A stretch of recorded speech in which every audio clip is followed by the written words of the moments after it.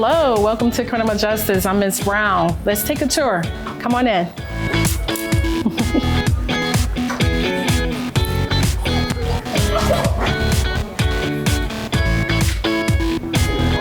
Good morning, I'm Mildred Brown, the criminal justice teacher here at Fort Pierce Westwood Academy. Welcome to our virtual field trip today. I would like to talk with you just a little bit about the criminal justice program. We offer criminal justice 1, 2, 3, and 4, and also we offer industry certifications. But let's go back and let's talk a little bit about criminal justice. Criminal justice 1 is the introduction to criminal justice. We learn about the court systems, corrections, and law enforcement. Those are the major 3 parts of the criminal justice system. Criminal justice 2, you go into law enforcement, patrol procedures, CPR certification, you do get a chance to earn that there. We do some fingerprinting as well in that particular course. Criminal Justice 3, it goes more into 911, public safety telecommunicator, and criminal investigations. Criminal Justice 4 is an opportunity to go into what is known as accredited legal professional, which is also known as lawyer assistant. So those are the main focuses of the criminal justice program. One of the fun facts about criminal justice is you can actually leave our program with industry certifications that'll give you an opportunity to work in the career workforce. One of the main heavy hitters that I like to call it, industry certifications we have here is the Florida Department of Health 911 Public Safety Telecommunicator. This is an opportunity to leave high school with a certification to where you can apply for a job in the public safety sector, walking in the door earning almost $40,000 per year with benefits at the age of 18, 19 years old. Also, at the end of the criminal justice completion of the program, you have the opportunity to earn 9 college credits. So the students who have completed criminal justice 1, 2, and 3, they will leave this high school with be known as a criminal justice completer and leave with 9 college credits if they decide to major in criminal justice within 24 months of graduating from high school.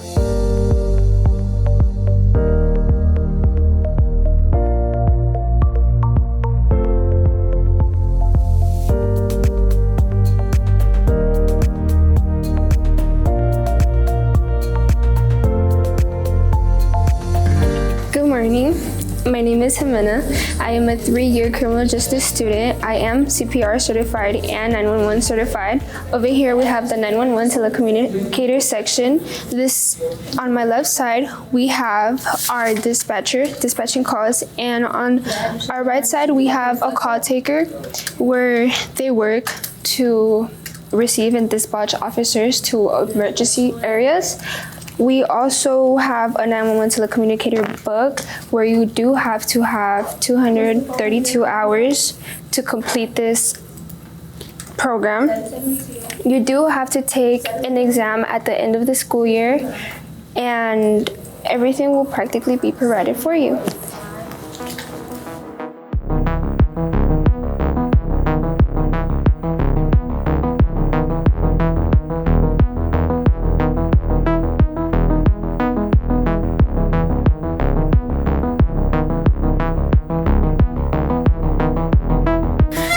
My name is Shania. I am a 3rd-year criminal justice student. I am certified in CPR and WordPress and is currently continuing my studies to certify in 911. And I would like to introduce you into a crime scene. Here we have a crime scene scenario involving a Jane Doe who was spotted through a classroom door by a janitor. The janitor's first response was to call the police, and once the first police arrived on the scene, he entered the crime scene, tracked blood. Once he noticed he was tracking blood, he wiped it on a lab coat. After wiping it on the lab coat, he checked Jane Doe's pulse. After receiving no pulse, he called for additional help. Once additional help arrived, the crime scene was taped off, no one was allowed to enter, and the forensics team was called to be on their way. So right now she's roping up the crime scene to secure the area. Now we're gonna call in a photographer and investigator. Okay. So the first, Okay, so pay attention to every detail.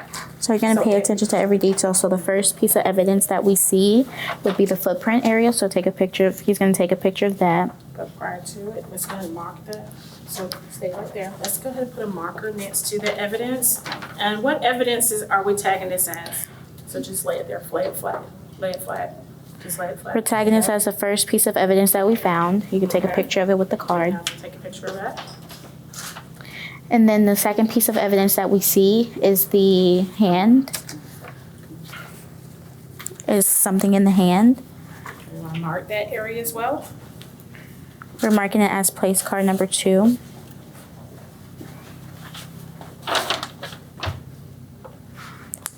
The next piece of evidence that we see is the chair down. We're gonna mark that Okay. as place card number 3, and he's gonna take a picture of that as well. Be careful, you do not contaminate the evidence yourself, so let's be mindful of that. Mindful where you step.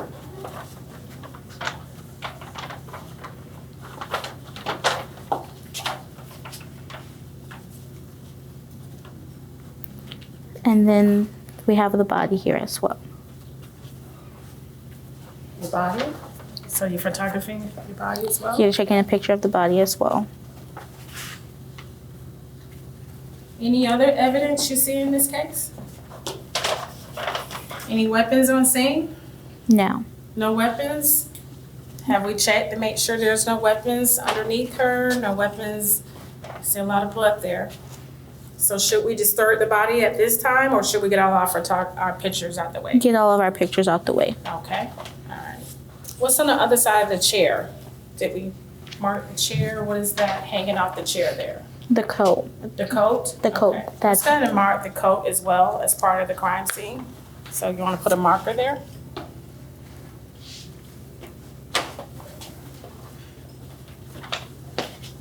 You know, it's a tight area. Okay, and let's just make sure our photographer has all of the pictures. And as a photographer as well, can you get an overall shot of the crime scene itself?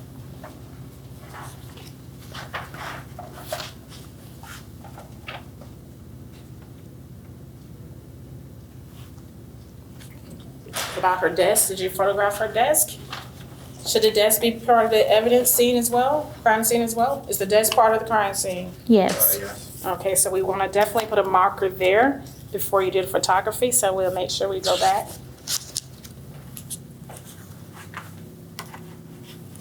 Get your picture of that with the marker. Any other evidence in this case we could use that we want to photograph as a marker? No. No? I see there's a window in this scene as well. Do we want to put a marker there at the window? Yeah? Okay, let's mark that window.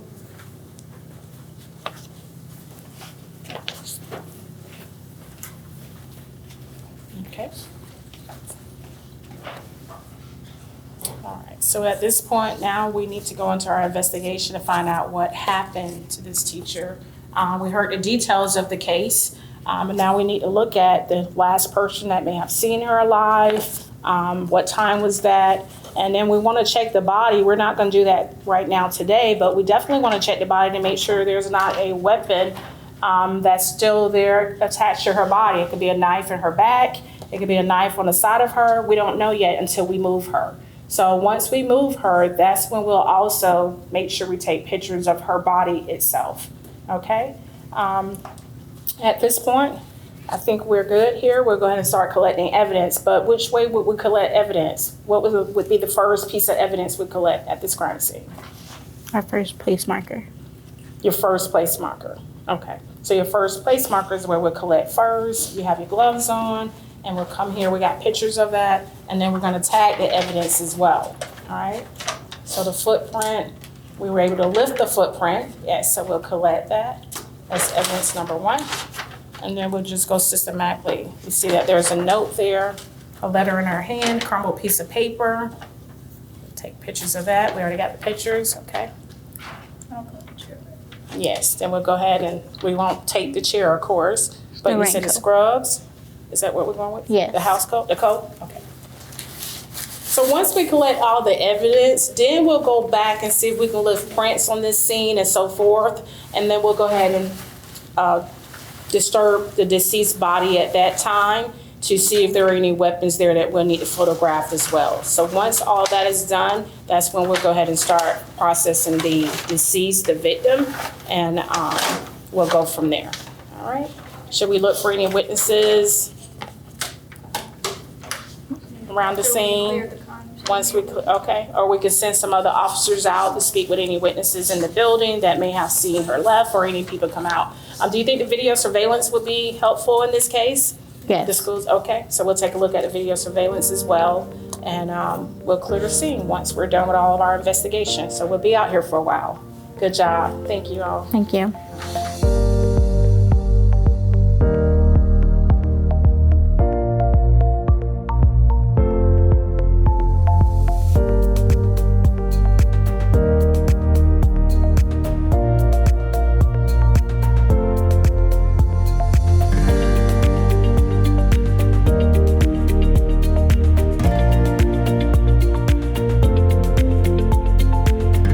Good morning. My name is Cornesia, and I'm a 3-year criminal justice student who is certified in entrepreneurship, CPR, CNA, and is currently working on my 911 certification.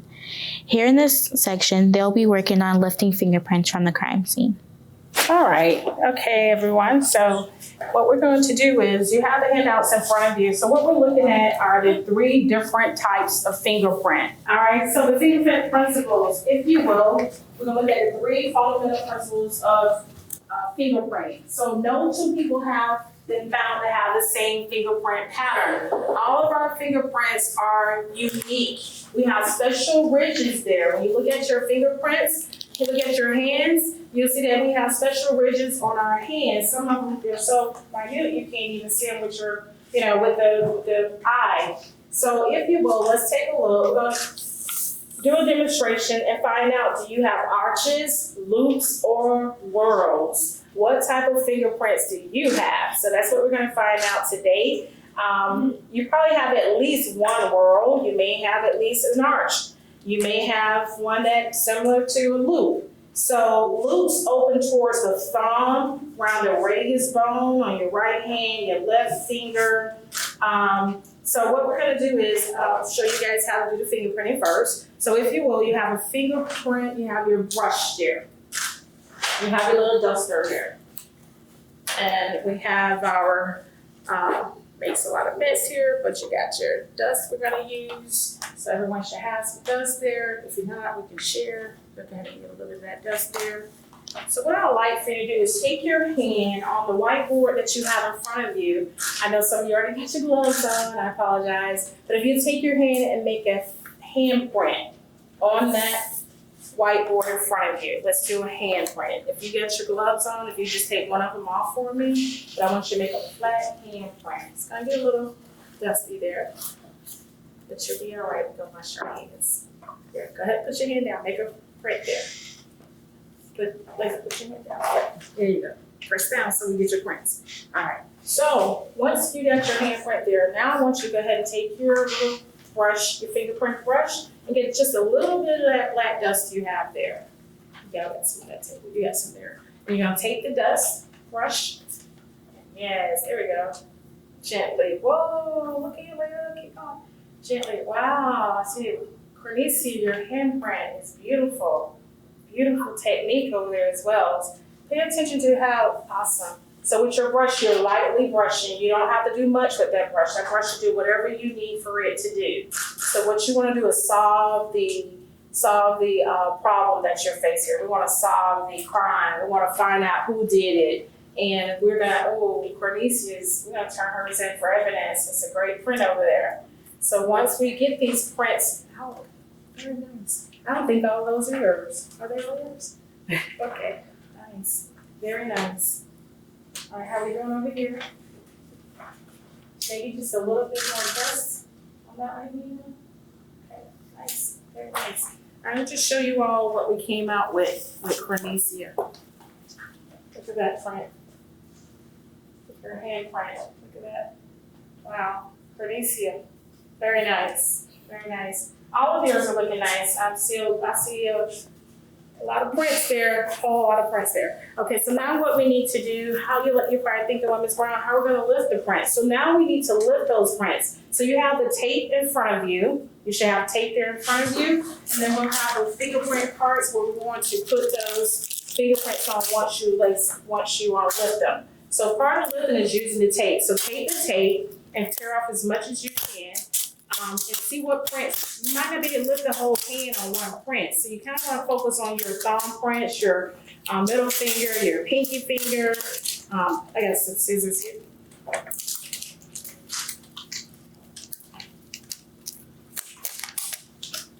And focus on one of those prints there.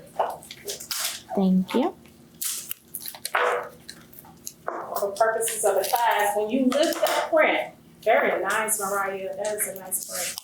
All right, Mariah, see how she's doing that? Once you get your tape on there, smooth your tape out of that print. Because what you want the tape to do is to bring it up. Awesome. Okay, so Mariah just showed us how she lifted her print and she pasted it to the white paper we have here. So that is a nice. So what we would do is, if we need to turn that in to have that print ran in the crime scene unit, we would take that print, we would take it off this paper, and we'd turn it into evidence, and we would mark where did we find this print at? Did we find it next to the victim? Did we find it on a piece of paper? Did we find it on the teacher's desk? Where did we lift that print at? So we want to lift as many prints as possible to submit those to the crime scene to have them ran through the fingerprinting system to see if they can come back with a hit. So a hit would be a positive identification of who could have possibly committed that crime, who is the suspect of the crime. All right, so thank you all for spending time with us in the fingerprinting section. Students are just learning how to complete those. But what I'd like you to do too as well, once you lift your print, take a look at your handout again and tell me the print you lifted. Did you see arches there? Are there any loops in that fingerprint or any whorls? Tell me if you see any of those. Can you identify any of those that you have on that handout in front of you? Can you identify any of those in that print that you just lifted? There's an arch. You see an arch? Mm-hmm. Okay. I have a loop. Whorl. Okay. She said she has a little arches here, whorls. I have a How loop. you got a loop? Yes. You see a loop? Okay. I have a loop. You got a loop as well? Nice. Yeah. Very good practice there. Shania, what you find in yours? Arch. I have a question. Mm-hmm. Which loop, arch, or roll is more common? Which one is more common? Oh my gosh, I can't answer that question. I think that's a scientific question. It's hard to say because all of our ridges are unique, and that's what they're called. They're called friction ridges. Friction ridges, and they're unique. So no two people have the same fingerprint pattern. All right, thank you all.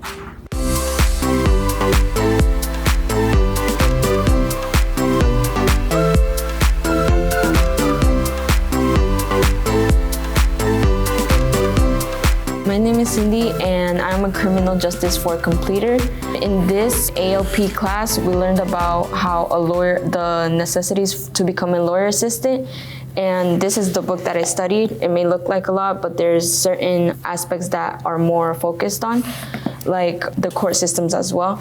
And then throughout my experiences in the 4 years of criminal justice, CJ1, we focus more on each of the 3 branches and more of the terms that you use in criminal justice. And criminal justice 2, we were able to certify in CPR certification. Criminal justice 3, we were able to go on a field trip to the PS here nearby that are located as well. And then CJ4 as well as CJ3, we were allowed to go to the nearby courts as well. And you get to experience and see like the judges in action as well. And then I really, in my experience, I really like this program because my teacher, Ms. Brown, she she allows us to certify in a bunch of things. If you really want to focus on PST 911, you can focus on that. But if you really want to try to get as much as stuff as you want, there's something for everything. You don't only have to focus on 911. You can do business entrepreneurship, WordPress, 911, and lawyer assistant as well. So I hope you take into account all of these certifications and you find something that you like.